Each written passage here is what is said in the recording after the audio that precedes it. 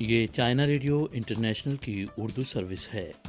Beijing studio سے اب تک کی اہم خبروں کے ساتھ میں ہوں زبیر بشیر۔ سب سے پہلے خاص خبروں کا خلاصہ۔ چینی اور جاپانی وزراء خارجہ کے درمیان ٹیلی فونک گفتگو۔ چین سری لنکا کے قرضوں کی ادائیگی کی صلاحیت بہتر بنانے کی ہر ممکن کوشش کرتا رہے گا، چینی وزارت خارجہ۔ اور شام نے او پی سی ڈبلیو کی رپورٹ مسترد کر دی۔ آئیے اب خبریں سنتے ہیں تفصیل کے ساتھ۔ 5 فروری چینی قمری کیلنڈر کے پہلے مہینے کے 15ویں روز چین کا روایتی تہوار لالٹن فیسٹیول منایا جائے گا۔ چائنا میڈیا گروپ کا 2023 لالٹن فیسٹیول گالا اسی دن شام کو نشر کیا جائے گا۔ چین بھر میں تقریباً 500 شہروں کے ثقافتی مقامات پر 8K ultra high definition large screen کے ذریعے بھی اس لالٹن فیسٹیول گالا کو براہ راست نشر کیا جائے گا۔ اس کے علاوہ 2023 لالٹن فیسٹیول گالا بیک وقت دنیا بھر میں نشر کیا جائے گا، جس سے غیر ملکی ناظرین کو ایک ساتھ لالٹن فیسٹیول کی گرم جوشی اور تہوار کے ماحول کا تجربہ کرنے کی دعوت دی جائے گی۔ 3 فروری کو چین کی ریاستی کونسل نے ایک اعلان جاری کیا، جس کے مطابق 6 فروری 2023 کی نصف شب سے چائنیز مین لینڈ، ہانگ کانگ اور مکاؤ کے مابین لوگوں کے تبادلوں کو مکمل طور پر بحال کر دیا جائے گا۔ چین کے وزیر خارجہ چونگانگ نے 2 تاریخ کو جاپان کے ہم منصب ہیاشی یوشیما ساسے سے بذریعہ ٹیلی فونک گفتگو کی۔ چونگانگ نے کہا کہ چین اور جاپان ہمسایہ ممالک ہیں اور پرامن بقائے باہمی اور دوستانہ تعاون فریقین کے لیے واحد درست انتخاب ہے۔ رواں سال چین جاپان امن و دوستی کے معاہدے کی 45ویں سالگرہ ہے۔ چین اس موقع سے فائدہ اٹھاتے ہوئے مختلف شعبوں میں تعاون کو مستحکم کرنے اور چین جاپان تعلقات کی بہتری اور ترقی کو درست سمت پر فروغ دینے کا خواہاں ہے۔ انہوں نے امید ظاہر کی کہ جاپان چین کے بارے میں معروضی اور عقلی تفہیم کو برقرار رکھتے ہوئے اپنے وعدوں کی پاسداری کرے گا، تائیوان جیسے اہم معاملات پر اپنے قول و فعل میں محتاط رہے گا اور دیاؤ جزائر کے معاملے پر دائیں بازو کی قوتوں کی اشتعال انگیزی کو روکے گا۔ انہوں نے یہ امید بھی ظاہر کی کہ جاپان چین کے ساتھ اقتصادی، تجارتی، سائنسی اور تکنیکی تعاون کے لیے مارکیٹ کے اصولوں اور آزادی و کھلے پن کے جذبے کو برقرار رکھے گا اور جوہری آلودہ پانی کے مسئلے کو سائنسی اور محفوظ طریقے سے حل کرے گا۔ ہیاشی یوشیماسا نے کہا کہ جاپان چین کے ساتھ ہر سطح پر بات چیت اور رابطوں کو مضبوط بنانے، عوامی سطح پر تبادلوں، عملی تعاون کو فروغ دینے اور دونوں ممالک کے مابین تعمیری اور مستحکم تعلقات کے قیام کے لیے کام کرنے کا خواہاں ہے۔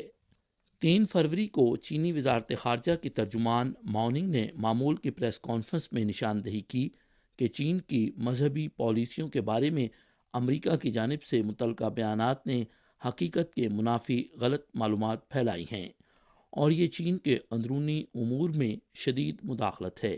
چین اس کی مخالفت کرتا ہے۔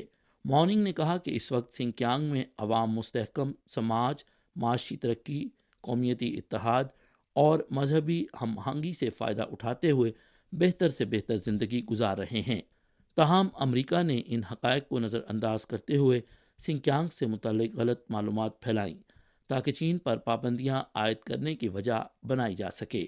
چین زور دیتا ہے کہ امریکہ کو حقیقت کا احترام کرنے کی بنیاد پر انسانی حقوق، مذہب اور قومیت سمیت دیگر امور کو آلات کے طور پر استعمال کر کے چین کے اندرونی امور میں مداخلت بند کرنی چاہیے اور چین کی ترقی کا راستہ روکنے کی کوششوں کو ترک کرنا چاہیے۔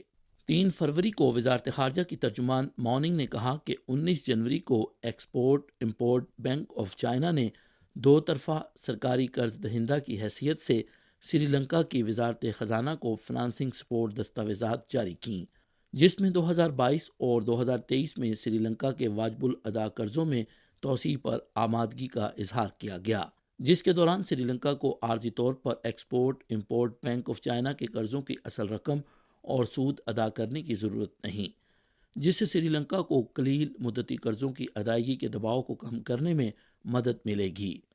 ہم سری لنکا کے قرضوں کی پائیداری کو فروغ دینے کے لیے اپنی پوری کوشش کریں گے ترجمان نے مزید کہا کہ ہم نے کئی بار زور دے کر کہا ہے کہ ایک دوست، ہمسایہ اور مخلص دوست کی حیثیت سے چین نے ہمیشہ سری لنکا کی معاشی اور سماجی ترقی میں اپنی صلاحیت کے مطابق مدد فراہم کی ہے۔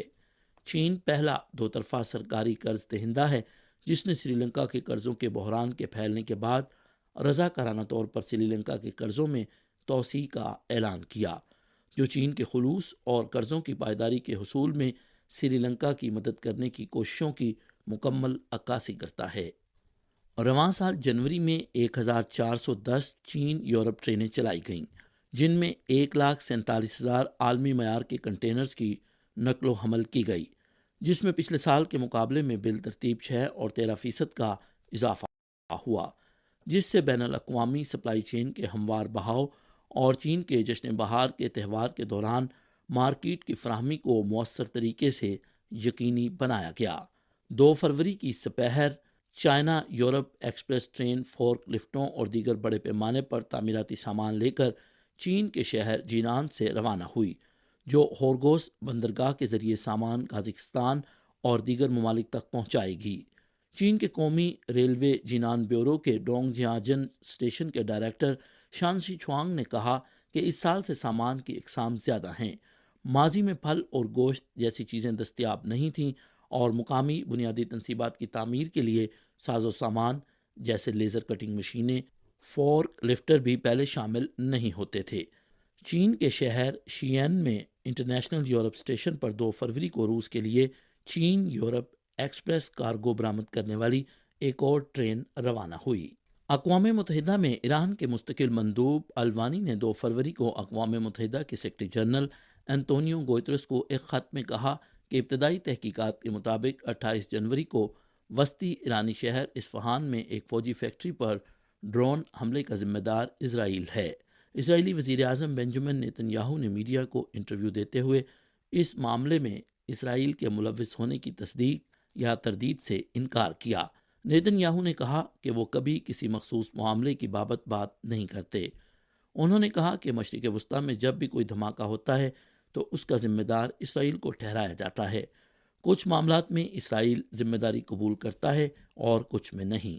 حال ہی میں کیمیائی ہتھیاروں کی ممانعت کے لیے کام کرنے والی بین الاقوامی تنظیم OPCW کی انویسٹیگیشن اینڈ آئیڈینٹیفیکیشن ٹیم نے ایک رپورٹ جاری کی، جس میں کہا گیا تھا کہ 7 اپریل 2018 کو شامی فضائیہ کے دمشق کے مشرقی مضافات میں واقع دوما قصبے میں کیمیائی ہتھیار استعمال کرنے میں ملوث ہونے کا امکان ہے۔